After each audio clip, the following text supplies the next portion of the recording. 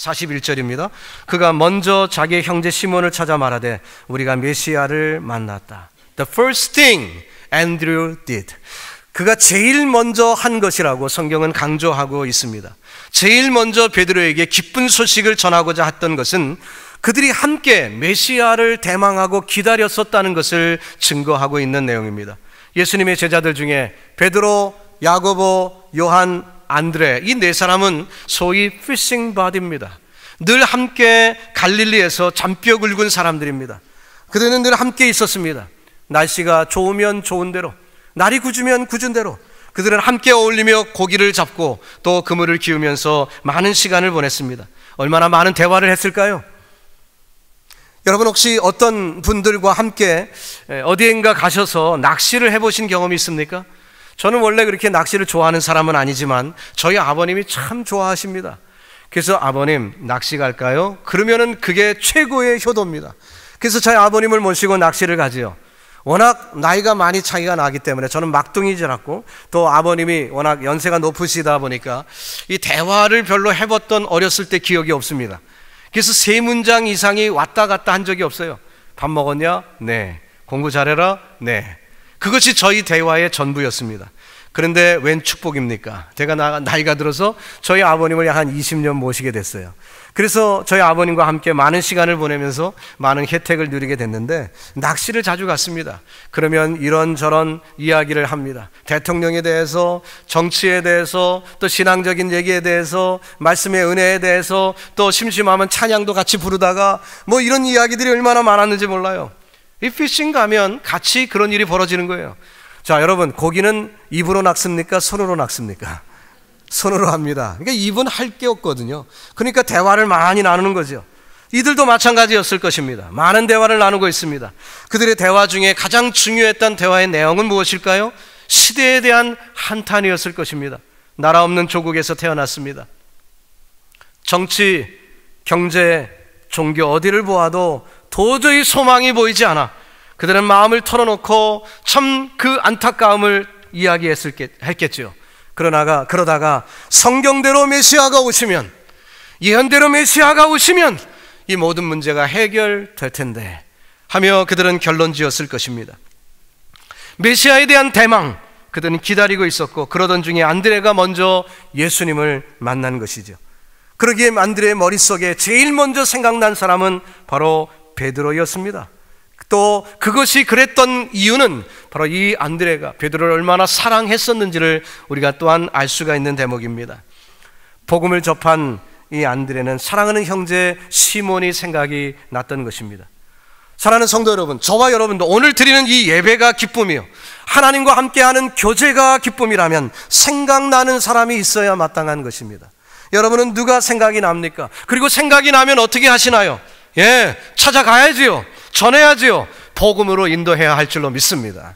사랑하는 이가 있는데도 아직 복음을 전하지 않고 있다면 사랑하는 게 아니에요. 뭔가 문제가 있는 것입니다.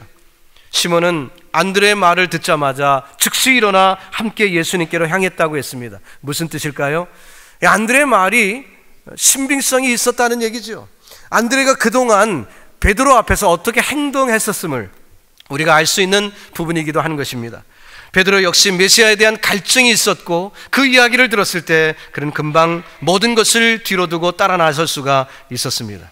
근데 그 갈증을 사실 누가 주신 걸까요? 하나님이 주신 것이죠.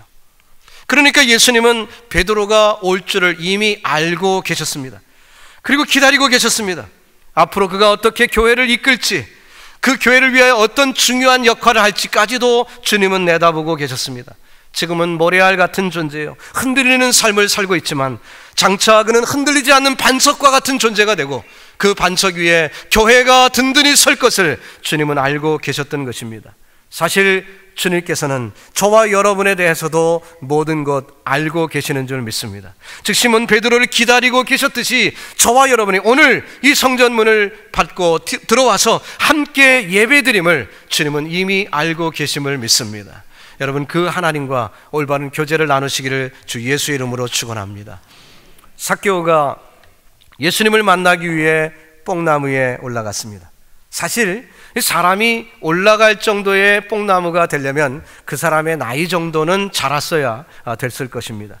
그 기간 동안 어떤 일이 벌어졌을까요? 뽕나무 중심으로 한번 생각해 봅시다. 어느 날 그 뽕나무의 씨앗이 그곳에 떨어졌을 것입니다. 일부러 농부가 거기에 뽕나무를 키우지는 않았겠지요. 그렇다면 어떤 방법일까요?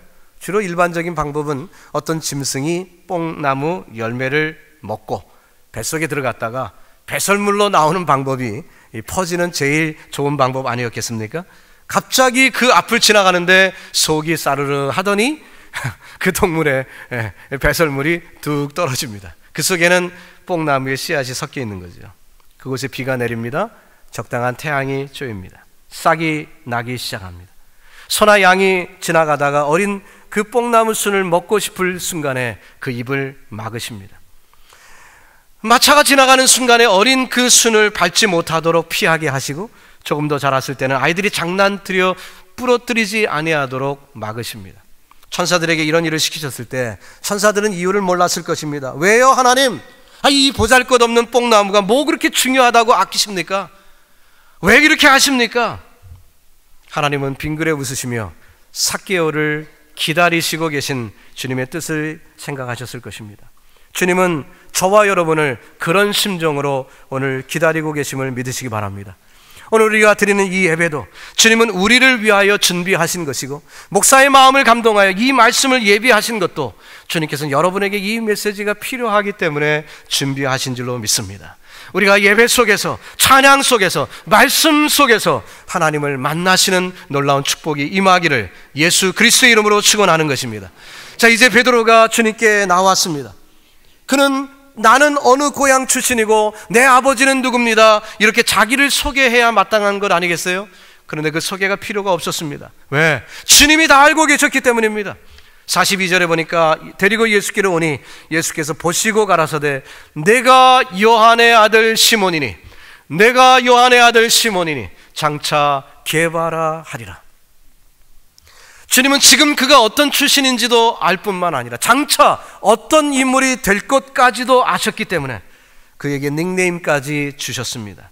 주님은 저와 여러분도 이 교회당 문을 밟고 들어오는 순간부터 내가 어떤 사람인지를 알 뿐만 아니라 장차 내가 어떤 인물이 될지까지도, 저 천국의 어떤 귀한 인물로 쓰임받을지까지도 주님은 내다보시고 우리를 보시는 줄 믿습니다. 게바라는 단어는 아람어주면 그것이 헬라어로 바꾸면은 베드로라는 말이지요. 그 뜻은 반석이라는 뜻입니다. 후일 마태복음 16장 16절에서 베드로는 이렇게 고백합니다. 주는 그리스도시요 살아계신 하나님의 아들이십니다. 이 고백을 하니까 주님이 기뻐하시며 얘기하십니다. 바요나 시몬아, 내가 복이 있도다. 이를 내게 알게 하니는 혈육이 아니요 하늘에 계신 내 아버지시니라. 또 내가 내게 이르노니 너는 베드로라. 내가 이 반석 위에 내 교회를 세우리니 음부의 권세가 이기지 못하리라. 축복하셨습니다. 말씀대로 되었습니다. 베드로는 한 번 외칠 때 3,000명, 5,000명이 회개하는 역사를 일으키더니 결국 그 베드로의 신앙 고백 위에 교회가 세워져 2000년 동안 저와 여러분이 섬기는 우리 교회에 이르기까지 말씀이 이루어지는 축복을 주신 것입니다. 할렐루야.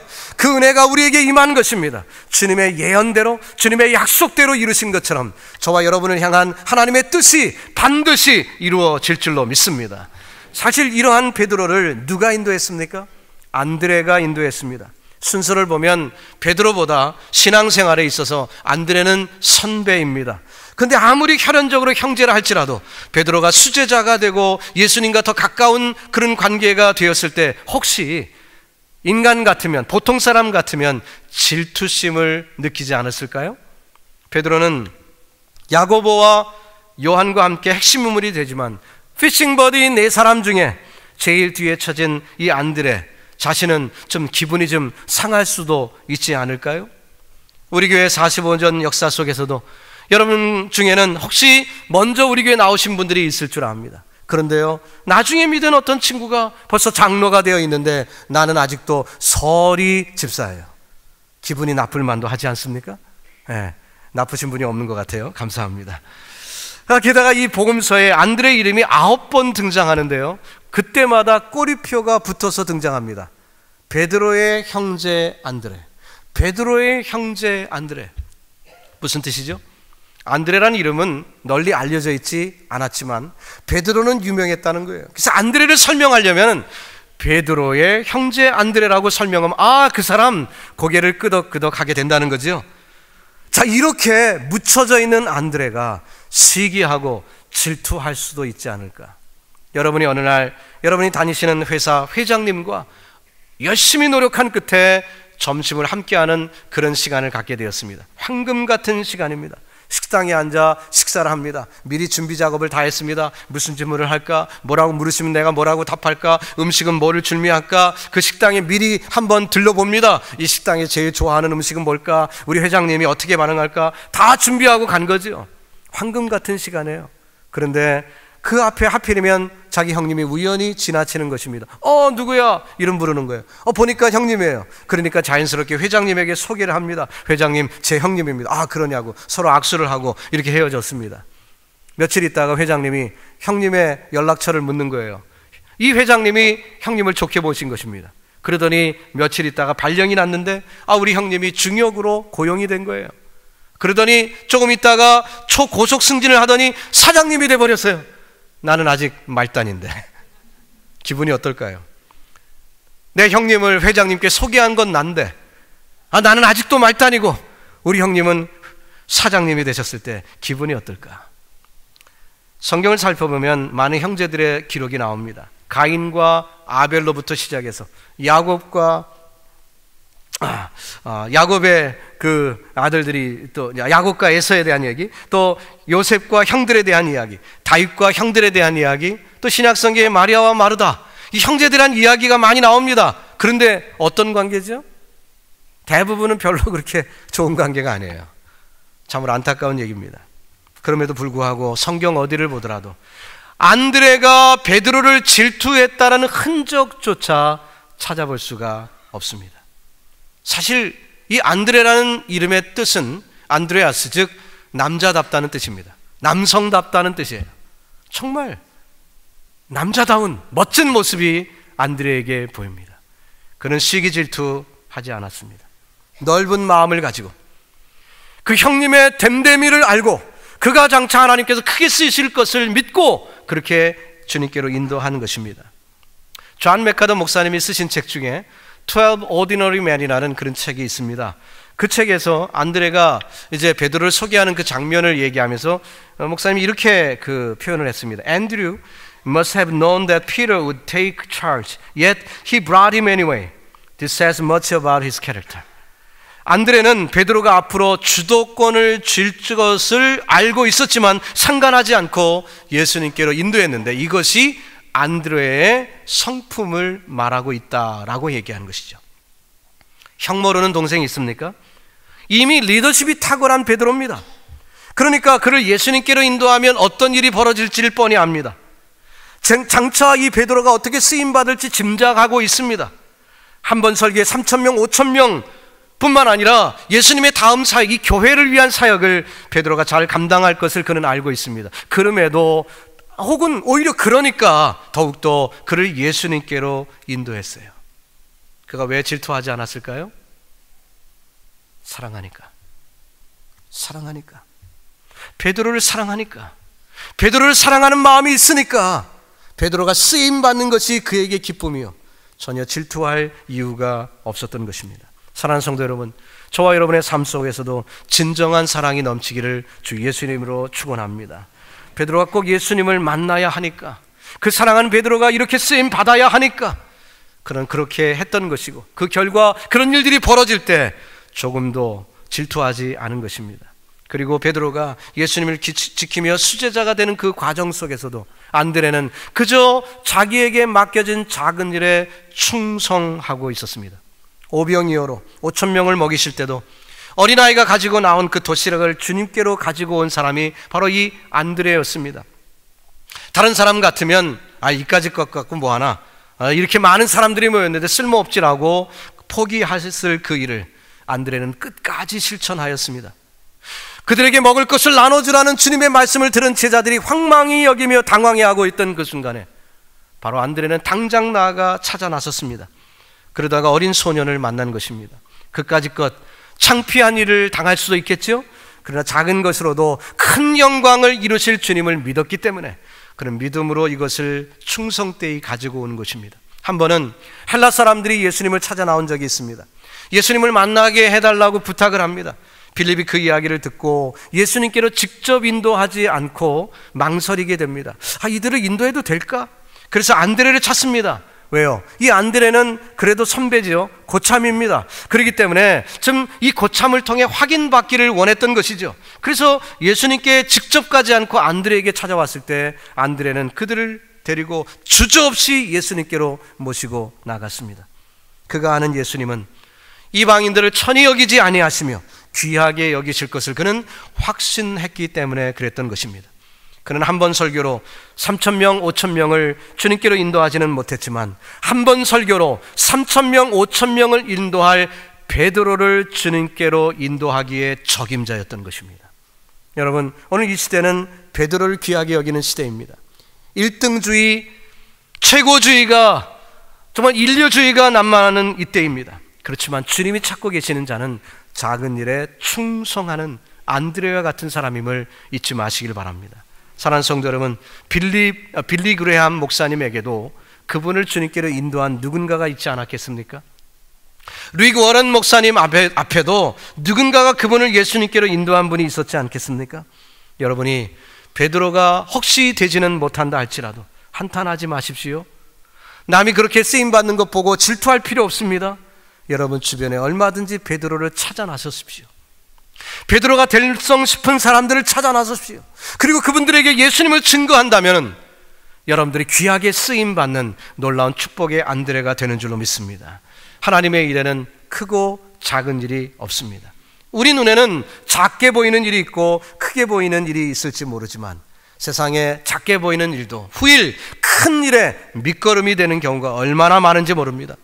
우리 손에 잡힌 일이 세상 사람들의 눈에 작게 보여도 자부심을 가지고 충성을 다해야 할 것입니다. 왜냐하면 맡은 자에게 구할 것은 충성이기 때문에 그런 것입니다.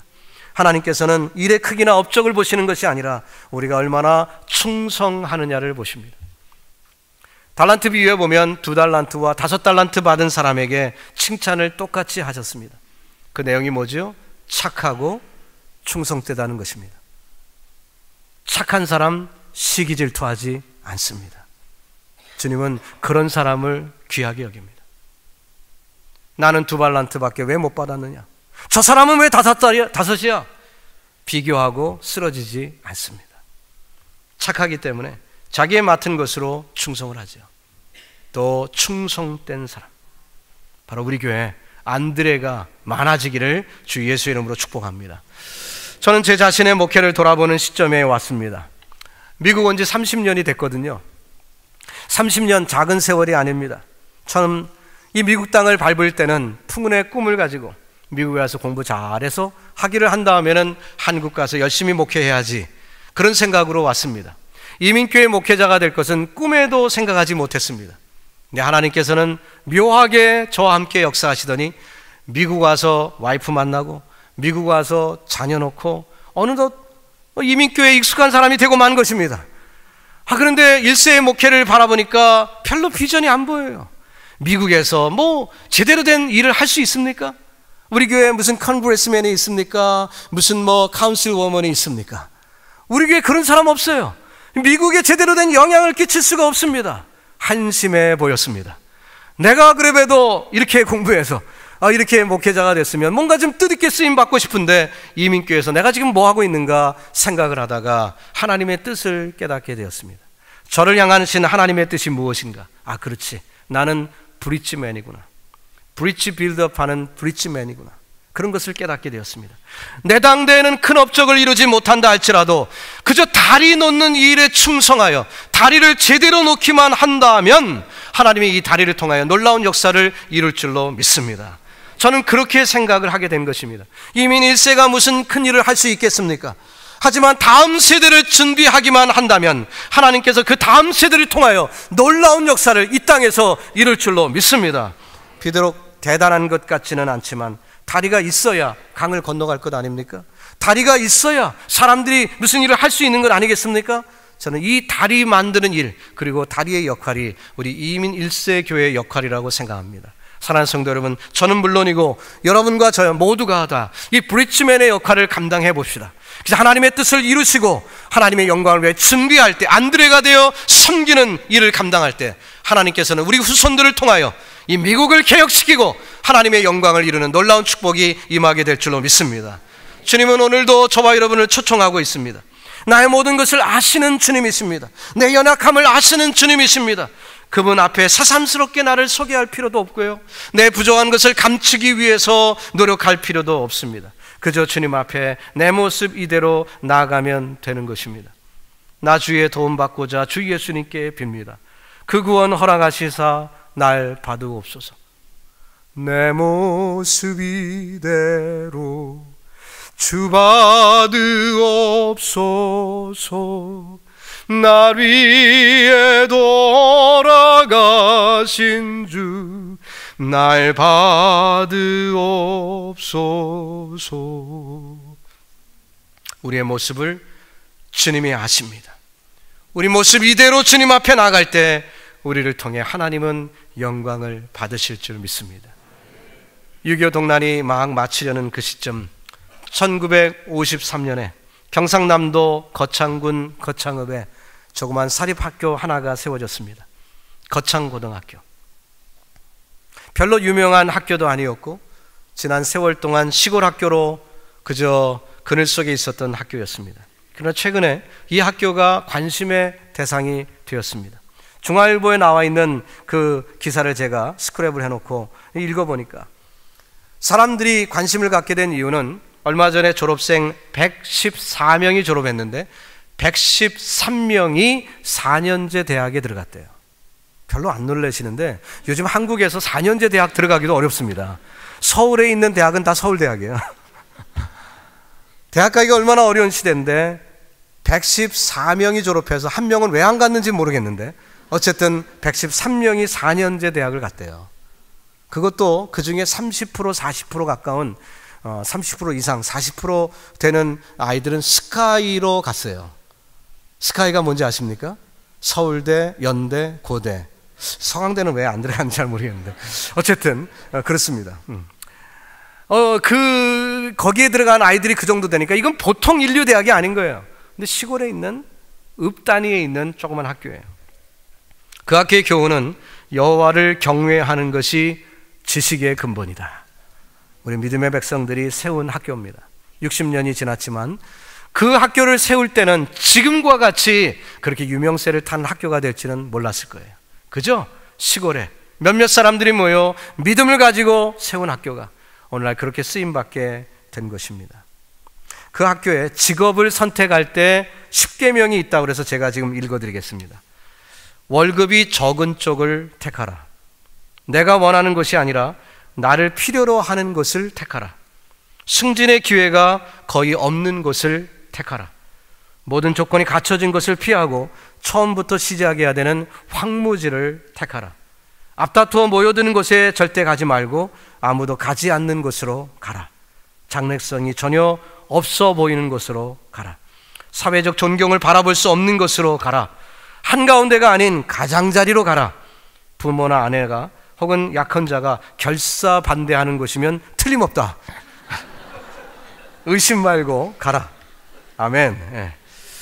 왕관이 아니라 단두대가 기다리는 곳으로 가라. 예. 참 어이없는 얘기죠. 그런데 그 일이 이루어졌습니다. 제가 그 학교의 내용을 깊이 찾아보면서 그 원인을 찾은 게 있어요.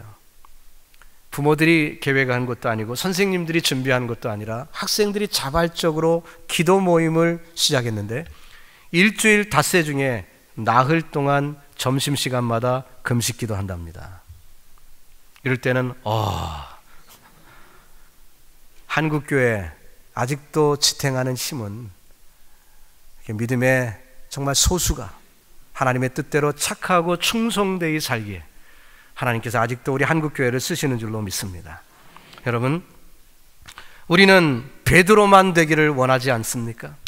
남들 앞에 서 있는 사람만 황홀해 보이고 나도 그 자리에 있기만을 원하고 있지는 않습니까? 그러나 주님이 뜻이 내가 안드레가 되라고 할 때 여러분 아멘 하시겠어요? 믿음으로 승리하기를 예수님의 이름으로 축복합니다. 이제 말씀을 정리합니다. 여러분, 안드레와 같은 사람이 가진 사랑이 참 부럽습니다. 형제를 내 몸처럼 사랑하는 그 사랑이 넘칠 때, 그 사랑이 넘치는 곳에 시기나 질투 같은 것은 있을 곳이 없습니다. 우리 교회 안에 그 사랑이 넘치기를 주 예수의 이름으로 축원합니다. 안드레가 오병이어를 귀하게 여겼던 것처럼 작은 것이라도 소중하게 여기는 마음을 가져봅시다. 그리고 복음 앞에 망설임이 없이 주 앞에 충성하는 믿음의 용기가 있기를 바랍니다. 앞서 소개한 존 맥카르 목사님의 12 Ordinary Men이라는 책에서 또 이런 표현이 나옵니다. It is not the greatness of the gift, but the greatness of the God to whom it is given that matters. 은사의 크기가 중요한 것이 아니라 그것을 주신 하나님의 위대하심이 중요한 것이다. 하나님의 위대하심을 믿으십니까? 하나님의 존귀하심을 믿습니까? 그러면 내 기프트의 크기, 이것은 상관없는 것입니다. 내가 얼마나 업적을 남기느냐, 이것은 그리 중요한 것이 아닙니다. 하나님을 믿으시고 있는 처소에서 충성할 때 주님 영광 받으시고 앞날의 큰 역사를 우리를 통해 이루시는 줄로 믿습니다. 기도하겠습니다.